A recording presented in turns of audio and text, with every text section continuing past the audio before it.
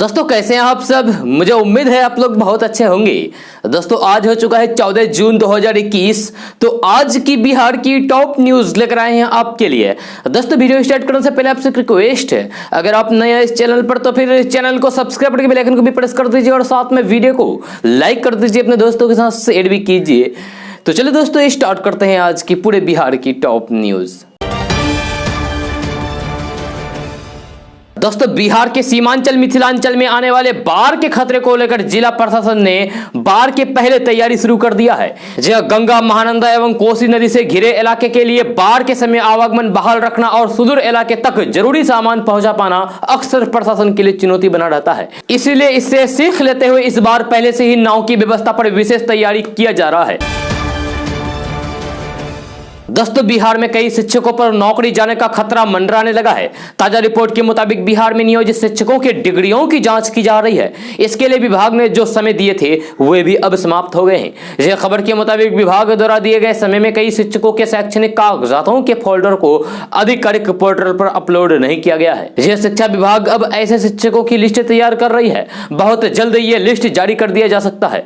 यह शिक्षा विभाग द्वारा मिली जानकारी के अनुसार ऐसे शिक्षकों को अब अपना प्रमाण पत्र खुद ही विभाग के पोर्टल पर अपलोड करना होगा। अगर शिक्षक अपना दस्तावेज अपलोड नहीं करते हैं तो फिर इन्हें बर्खास्त किया जा सकता है और इनकी नौकरी खत्म हो सकती है।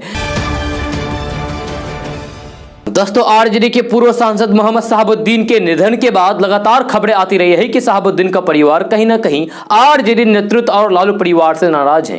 यह इन तमाम खबरों के बीच और शहाबुद्दीन समर्थकों की नाराजगी को नजरअंदाज करते हुए लालू यादव के बड़े लाल तेज प्रताप यादव शहाबुद्दीन के गांव भी पहुंचे थे। लेकिन लालू यादव की गैर मौजूदगी में तेजस्वी यादव का शहाबुद्दीन के घर अब तक नहीं पहुंचना कहीं ना कहीं पुराने संबंधों में आई दरार का संकेत दे रहा है। ऐसे में लालू परिवार और शहाबुद्दीन के कुनबे के बीच की दूरी का फायदा अब ओबीसी उठाने की फिराक में है। जी हां, बिहार में ओबीसी की पार्टी एआईएमआईएम के विधायक के आज सिवान के प्रतापपुर स्थित शहाबुद्दीन के घर पहुंचे।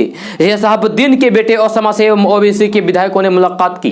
अख्तरुल ईमान समेत पार्टी के अन्य नेता शहाबुद्दीन के घर पहुंचे और मातमपोशी की। हालांकि ओबीसी के विधायकों का प्रतापपुर पहुंचना सियासी नजरिए से बेहद खास माना जा रहा है। जी हां, बीते विधानसभा चुनाव में ओबीसी ने सीमांचल के इलाके में अपनी पकड़ का पहली बार एहसास कराया।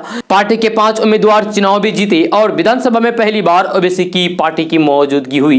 लेकिन अब ओबीसी कहीं ना कहीं बिहार के दूसरे इलाकों में भी अपनी पार्टी का विस्तार चाहते हैं। यह जाहिर है शहाबुद्दीन के कुनबे और लालू परिवार के बीच बड़ी दूरी का फायदा राजनीतिक तौर पर उठाने की कोशिश ओबीसी कर सकते हैं। जी हां, ओबीसी के विधायकों का शहाबुद्दीन के घर पहुंचना इस नजरिए से देखा जा सकता है। सियासी जानकार मानते हैं कि अगर ऐसा हो गया तो फिर शहाबुद्दीन के समर्थकों की लालू परिवार से नाराजगी को ओबीसी अपने साथ जोड़ना चाहेंगे।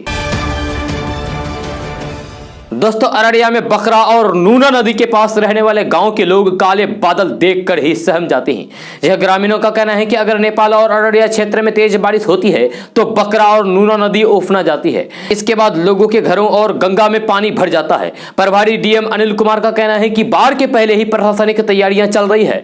बाढ़ के समय ऊंचे स्थानों पर रखने के लिए स्थल चयन का काम किया जा रहा है। इतना ही नहीं, अब तो बाढ़ के पहले लोगों को सायरन बजाकर सूचना दी जाएगी। लेकिन केवल बाढ़ आने की सूचना से इन नदियों के किनारे बसे गांवों में बाढ़ की राहत कैसे संभव हो सकता है। जी हां, बाढ़ के पहले प्रशासनिक तैयारियां महज सरकारी महकमे तक ही सुनी जाती है। धरातल पर इसके बचाव का कोई भी ठोस प्रबंध नहीं दिखता रहा है, जिसके कारण इस इलाके के लोग हर साल बाढ़ से प्रभावित होते रहते हैं। दोस्तों सीमांचल मिथिलांचल के शहरी और ग्रामीण क्षेत्रों के बाजारों में आम की बिक्री दुकानदारों द्वारा की जा रही है। पिछले दिनों हुई बारिश के बाद बाजार में आम की मांग बढ़ गई है। इसको देखते हुए फल के व्यवसायी अपने गोदामों में आम का भंडारण बिक्री के अनुसार कर रहे हैं। जी बाजारों में फल विक्रेताओं और फिर ठेले वालों के पास आम पहुंच रहा है, जहां पके आम की बिक्री खूब हो रही है। लेकिन आमों को खरीदने से पहले इस बात का ध्यान रखना जरूरी है कि बाजार में बिक रहे आम स्वाभाविक रूप से पके हैं या फिर दुकानदारों द्वारा कार्बोहाइड्रेट सहित अन्य केमिकल का उपयोग करके इसे पकाया गया है, यानी कि दवाई वाला आम। इसके लिए बाजार में बिक रहे पके आम को खरीदने से पहले जांच परख लें, क्योंकि अगर कार्बाइड या फिर किसी भी अन्य केमिकल से आम पकाए गए होंगे तो फिर उसे खाने पर स्वास्थ्य को नुकसान हो सकता है। दरअसल आम को पकाने के लिए दुकानदारों द्वारा कार्बाइड सहित अन्य केमिकल का उपयोग किया जा रहा है, यानी कि दवाई से आम को पकाया जा रहा है। आपको बता दें कि सीमांचल मिथिलांचल सहित पूरे बिहार में अन्य प्रदेशों से प्रतिदिन कार्बाइड कार्बाइड सहित अन्य रसायनों से पकाए गए आम को बड़ी मात्रा में लाया जा रहा है। ट्रकों से सीमांचल मिथिलांचल में आम की बड़ी खेप प्रतिदिन पहुंच रही है। यह जानकारों की माने तो बाजार से लाए गए आम को खाने से पहले अच्छी तरीके से धो लेना चाहिए, उसके कुछ देर बाद उसे उपयोग में लाना चाहिए। यह दुकानदार ग्राहकों के स्वास्थ्य की अनदेखी करके अधिक पैसा कमाने के चक्कर में कार्बाइड का अधिक उपयोग करके आम को पकाने का काम कर रहे हैं। यह कार्बाइड से पके आम को खाने से लोग बीमार भी पड़ सकते हैं। यानी कि अगर आप दवाई से पके हुए आम को खाएंगे तो फिर आप बीमार भी पड़ सकते हैं। जानकार कहते हैं कि प्राकृतिक रूप से पके आमों की ऊपरी सतह में चमक दिखाई पड़ती है, जबकि रसायन से पकाए गए आम की ऊपरी सतह सिकुड़ी हुई दिखाई पड़ती है। साथ ही प्राकृतिक रूप से पका हुआ आम पूरी तरीके से पीला नहीं दिखाई पड़ता है, जबकि रसायन से पका हुआ आम ऊपर से पीली दिखाई पड़ती है। दोस्तों, केंद्रीय कैबिनेट में जनता दल यूनाइटेड यानी कि जेडीयू के शामिल होने को लेकर जेडीयू अध्यक्ष आरसीपी सिंह ने जो बयान दिया है, उसके बाद बिहार की राजनीति अचानक से गर्म हो गई है। जी हां, आरसीपी सिंह के बयान के बाद आरजेडी ने कहा है कि केंद्रीय कैबिनेट में शामिल होने के लिए जेडीयू व्याकुल है। जी हां, आरजेडी के राष्ट्रीय महासचिव श्याम रजक ने कहा है कि नीतीश कुमार अब तक विशेष दर्जे की मांग करते रहे हैं और फिर बिहार को विशेष राज्य का दर्जा मिले बगैर अगर कैबिनेट में वे शामिल होने जा रहे हैं तो फिर इस बात को समझा जा सकता है कि उन्होंने स्पेशल स्टेट्स के मुद्दे को हथकंडे के तौर पर इस्तेमाल किया। जी हां, आरजेडी के राष्ट्रीय महासचिव और बिहार के पूर्व मंत्री श्याम रजक ने कहा है कि सीएम नीतीश कुमार की पार्टी जनता दल यूनाइटेड के नेता केंद्रीय मंत्रिमंडल में शामिल होने के लिए बेचैन हैं। मेरी शुभकामनाएं हैं कि वे केंद्रीय मंत्रिमंडल में शामिल हो जाएं, लेकिन वे बिहार को विशेष राज्य का दर्जा दिलाने के मुद्दे को नहीं भूलें। यह बिना विशेष राज्य के दर्जे को बिहार में विकास की गति नहीं बढ़ाई जा सकती है। दोस्तों, बॉलीवुड अभिनेता अक्षय कुमार, अमिताभ बच्चन, अनुपम खेर समेत कई लोगों ने कांग्रेस के शासनकाल में पेट्रोल की बढ़ती हुई कीमतों पर जमकर सरकार की आलोचना की थी, लेकिन अब जबकि पेट्रोल की कीमतों में रिकॉर्ड स्तर की बढ़ोतरी हुई है तो इन अभिनेताओं की चुप्पी पर सवाल उठाए जा रहे हैं।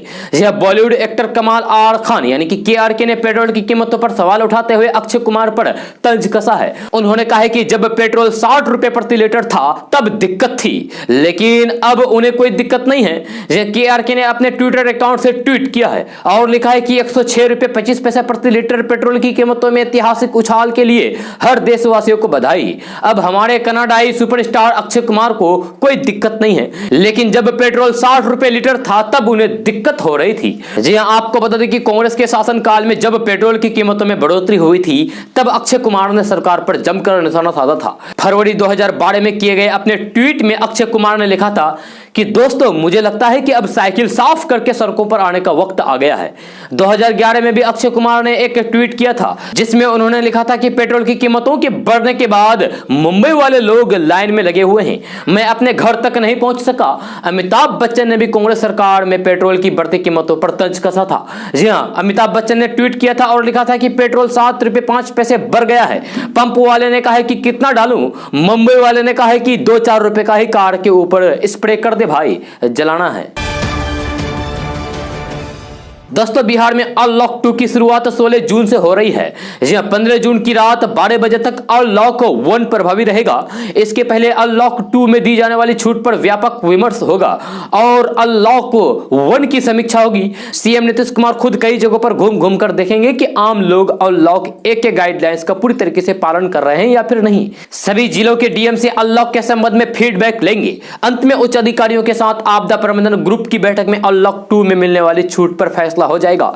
इस बार अनलॉक में कई छूट मिलने की संभावना है। आपको बता दूं कि अनलॉक 2 की जब शुरुआत होगी उसमें से कई छूट दी जा सकती है। उनमें से है कि सभी तरह की दुकानों और प्रतिष्ठानों को रोज एक समय सीमा तक दुकान खोलने की छूट मिल सकती है। जी हां, मॉर्निंग वॉक और बच्चों की खेल मनोरंजन के लिए पार्क खुल सकते हैं। धार्मिक स्थलों को कुछ बंदिशों के साथ छूट मिल सकती है। शादी विवाह और श्रद्धा में 20 से अधिक लोगों के शामिल होने की छूट मिल सकती है। स्कूलों को फिलहाल बंद ही रखा जा सकता है। दोस्तों, अगर आप बिहार के हैं और दूसरे प्रदेश कमाने के लिए लौटना चाहते हैं तो बस से बिल्कुल भी ना जाएं, क्योंकि बस वाले प्लेन से भी अधिक किराया ले रहे हैं। ये लोग दूसरे प्रदेश कमाने के लिए जा रहे हैं और फिर डबल सीट के लिए 10-10 हजार रुपए देकर जा रहे हैं, वो भी बस वाले प्लेन से भी अधिक किराया ले रहे हैं, फिर भी सीट नहीं मिलती है। बिहार समेत कई राज्यों में अनलॉक के साथ ही प्लान भी शुरू हो गया है। इसका फायदा स्थानीय बस संचालक उठाने लगे हैं और मनमाना किराया वसूलने लगे हैं। उदाहरण के लिए पटना से दिल्ली का जितना किराया हवाई जहाज का है, उससे दोगुना बस संचालक वसूल रहे हैं। बस की एक सीट की दिल्ली के लिए आमतौर पर 2000 रुपए से 2500 रुपए किराया लगता है, लेकिन इस समय 5-5 हजार रुपए लिए जा रहे हैं। इसके बावजूद भी भीड़ इतनी बढ़ गई है कि स्टैंडों से सैकड़ों लोगों को निराश लौटना पड़ रहा है। दोस्तों, पश्चिम बंगाल विधानसभा चुनाव से पहले टीएमसी को छोड़कर बीजेपी में शामिल हुए नेता और कार्यकर्ता अब बैकफुट पर आ गए हैं। यह पश्चिम बंगाल की सड़कों पर बीजेपी कार्यकर्ता विधानसभा चुनाव में भाजपा का साथ देने के लिए माफी मांगते फिर रहे हैं।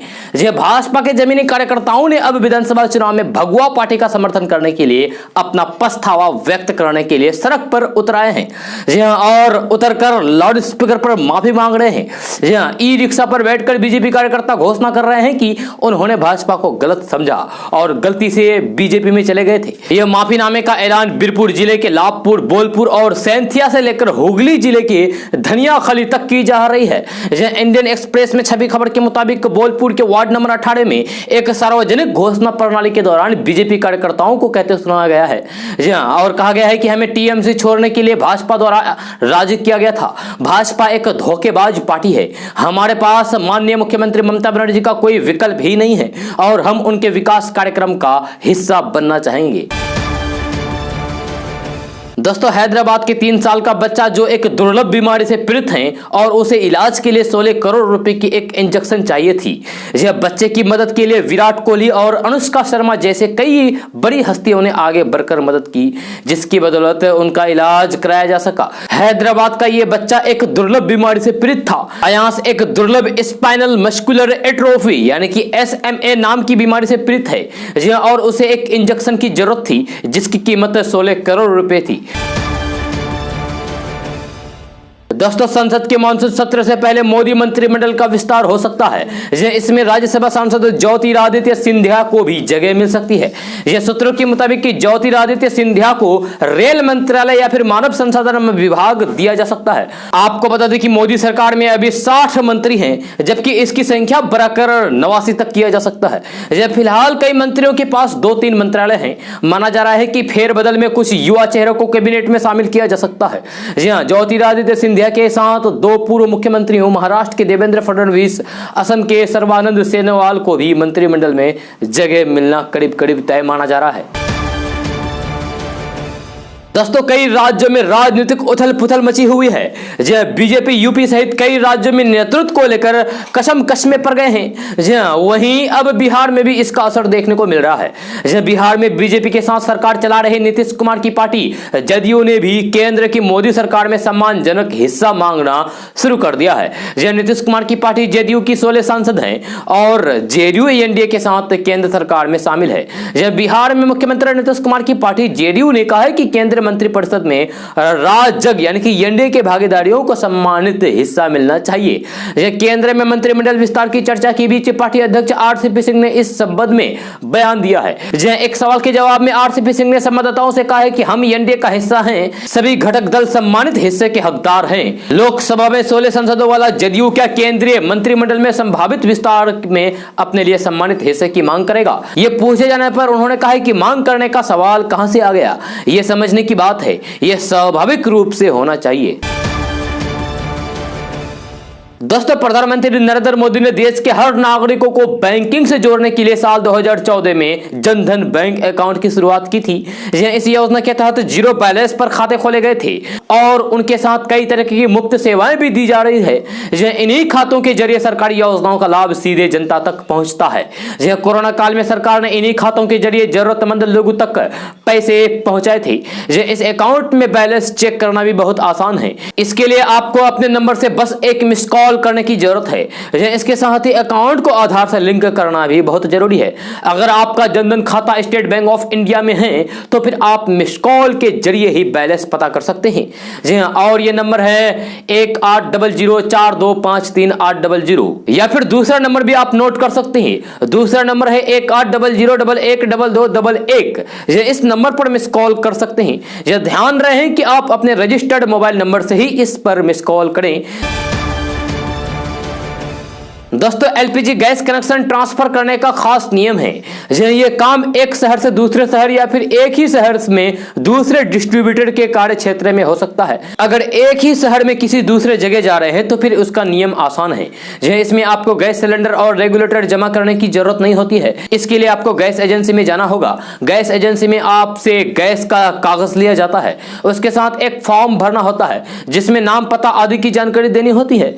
इसके आधार पर गैस एजेंसी आपको ई कस्टमर ट्रांसफर एडवाइस जारी करती है। यह एक तरह से सब्सक्रिप्शन वाउचर जमा करने के बाद आपको एक कोड दिया जाता है। अगर आप इसी के साथ गैस कनेक्शन अपने नाम करा रहे हैं, जब कनेक्शन आपके परिवार के किसी दूसरे व्यक्ति के नाम पर है तो फिर इसका पूरा केवाईसी होगा। इसमें आपको एक पहचान पत्र देना होता है। केवाईसी, गैस कनेक्शन होल्डर के नाम में बदलाव और गैस कनेक्शन का ट्रांसफर, ये तीनों काम एक साथ हो सकते हैं। इसके लिए गैस एजेंसी आपसे ये 118 रुपए का चार्ज ले सकती है। इसके साथ ही जब आप नई गैस एजेंसी में जाएंगे तो फिर वहां 58 रुपए देकर नया पासबुक प्राप्त कर सकते हैं। जब आप ईसीटीए लेकर नई गैस एजेंसी में पहुंचते हैं तो वहां भी कुछ कागजी कार्रवाई होती है। सबसे पहले तो आपको घर के पते का कागजात देना होगा। इसके लिए बिजली, टेलीफोन, पानी या फिर गैस का बिल दे सकते हैं। जब बिल पर आपका नाम होना चाहिए। अगर आप किराएदार हैं तो फिर रेंट एग्रीमेंट से भी काम चला सकते हैं। बिजली बिल आदि का जिक्र रेंट एग्रीमेंट पर होना चाहिए। सीटीए के साथ नई एजेंसी में जाते हैं तो फिर वहां पुराने एजेंसी से मिले कोड की मांग की जाती है। यह कोड ईसीटीए पर लिखा होता है। यह कोड लेने के बाद नई एजेंसी आपको सब्सक्रिप्शन वाउचर लौटा देगा। वहां आपका नाम दर्ज हो जाएगा। दोस्तों, जम्मू कश्मीर पर कांग्रेस के वरिष्ठ नेता दिग्विजय सिंह की हालिया टिप्पणी इन दिनों चर्चाओं का हिस्सा बनी हुई है। अब इसी का बचाव करते हुए पार्टी नेता तारिक अनवर ने प्रतिक्रिया दी है। उन्होंने बीते शनिवार को प्रतिक्रिया देते हुए कहा कि संविधान से धारा 370 के प्रावधानों को निरस्त करने से पाकिस्तान को अंतर्राष्ट्रीय मंचों पर कश्मीर मुद्दे को उठाने का मौका मिला। इसके परिणाम स्वरूप भारत की व्यापक वैश्विक आलोचना हुई। इसी के साथ उन्होंने आगे कहा कि इस मुद्दे पर दिग्विजय सिंह की टिप्पणी कांग्रेस के रुख के अनुरूप है। इसके अलावा एक वेबसाइट से बातचीत में तारिक अनवर ने कहा कि 2019 में धारा 370 को निरस्त करके और जम्मू कश्मीर को केंद्र शासित प्रदेश बनाकर भाजपा ने पाकिस्तान को कश्मीर के मुद्दे को अंतर्राष्ट्रीय मंचों पर बार-बार उठाने का मौका दिया। लंबे समय से कश्मीर का मुद्दा अंतर्राष्ट्रीय मंचों पर नहीं उठाया जा रहा था, लेकिन भाजपा के नेतृत्व वाली केंद्र सरकार की वजह से पाकिस्तान को नए मौका मिला है, जिसके कारण दुनिया भर में भारत की आलोचना हो रही है। आगे तारिक अनवर ने यह भी कहा कि दिग्विजय सिंह ने वही बात कही है जो कांग्रेस कार्य समिति 2019 से कर रही है।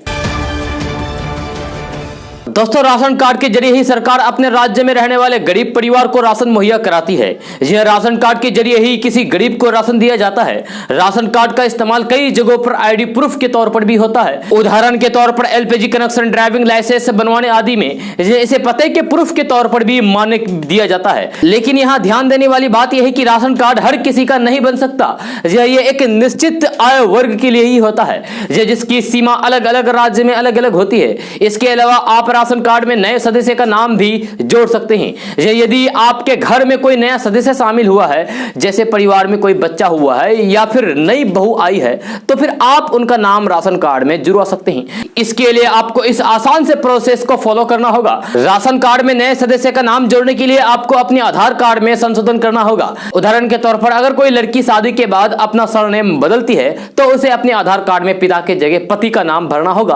और नए एड्रेस को अपडेट करना होगा। इसके बाद नए आधार कार्ड की डिटेल्स पति के एरिया में मौजूद खाद्य विभाग अधिकारी को देनी होगी।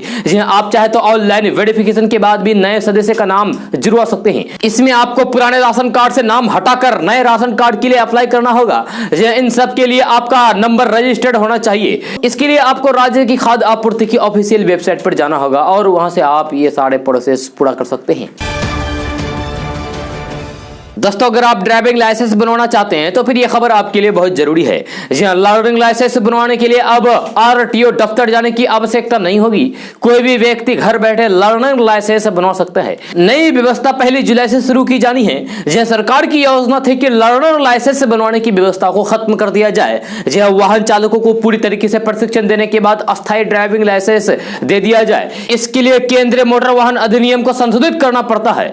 इसमें संशोधन करना आसान नहीं है, इसलिए सरकार ने लर्नर लाइसेंस बनवाने वालों को आरटीओ दफ्तर जाने से मुक्ति दिलाने की योजना तैयार की है। वर्तमान में लर्नर लाइसेंस बनवाने के लिए ऑनलाइन आवेदन करना पड़ता है और शुल्क जमा करना पड़ता है। इसके बाद सिस्टम फोटो और बायोमेट्रिक के लिए तारीख देते हैं। इस तारीख पर आवेदक को आरटीओ दफ्तर जाकर बायोमेट्रिक और फोटो खिंचवाना होता है। ऑनलाइन परीक्षा देना पड़ता है। परीक्षा पास होने के बाद 2 से 3 दिन के बाद लर्नर लाइसेंस मिल जाता है। यात्रियों की अच्छी रिस्पांस को देखते हुए दरभंगा एयरपोर्ट देश स्तर पर अपनी अलग पहचान बन चुका है।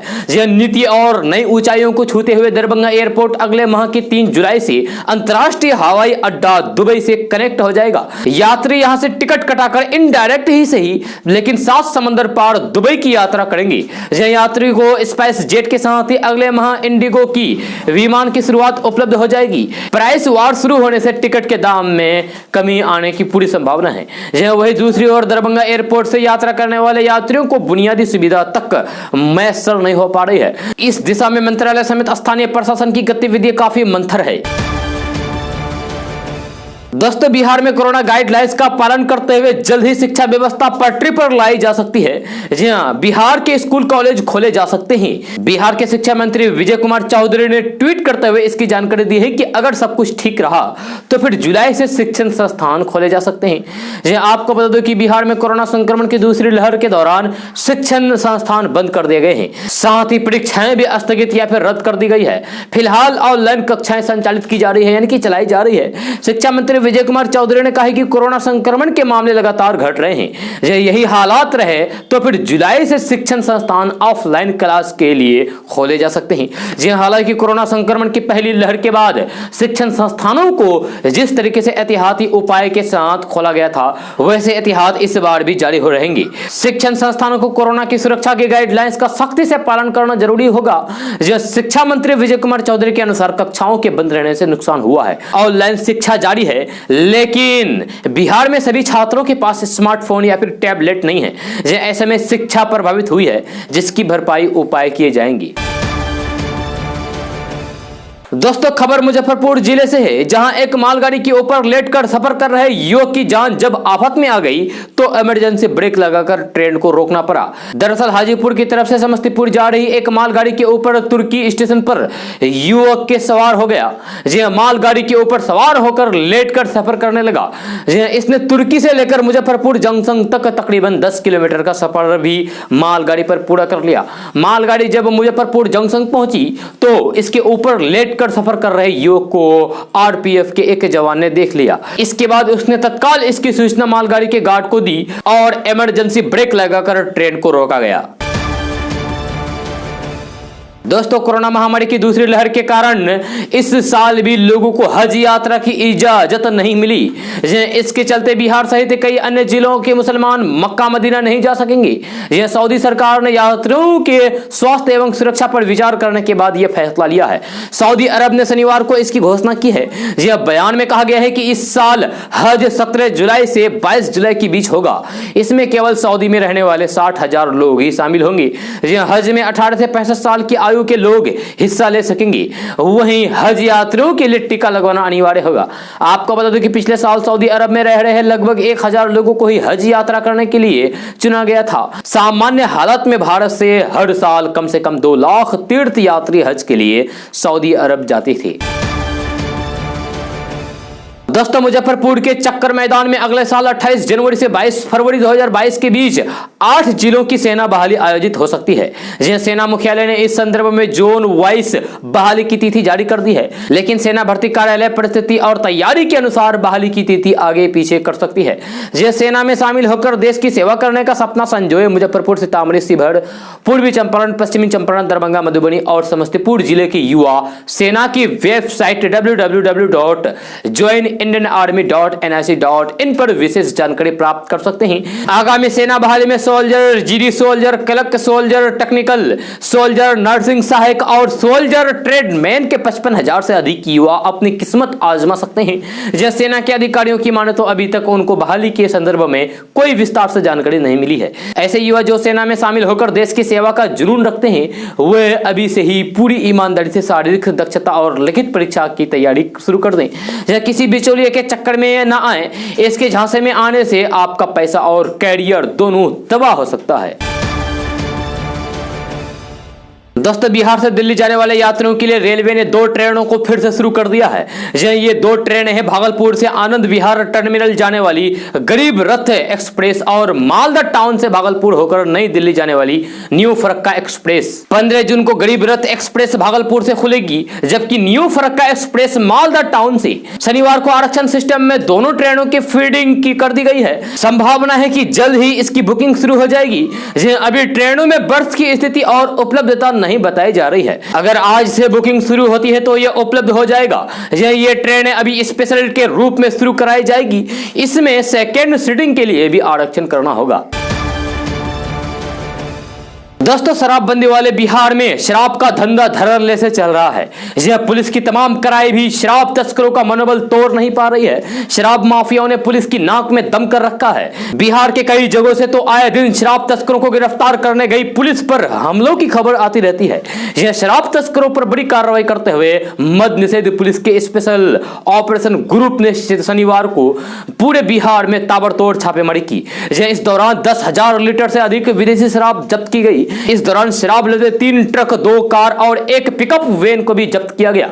जब पुलिस की टीम ने शराब तस्करों में शामिल 27 लोगों को भी गिरफ्तार किया गया। जहां मुजफ्फरपुर, दरभंगा, सुपौल और समस्तीपुर से शराब की सबसे अधिक बरामदगी हुई। इसमें सुपौल से अकेले 3324 लीटर शराब पकड़ी गई। दरभंगा, मुजफ्फरपुर में भी एक ट्रक जब्त किया गया, जिनकी गिनती देर रात तक जारी थी। संभावना है कि इसकी मात्रा 5000 लीटर से भी अधिक होगी।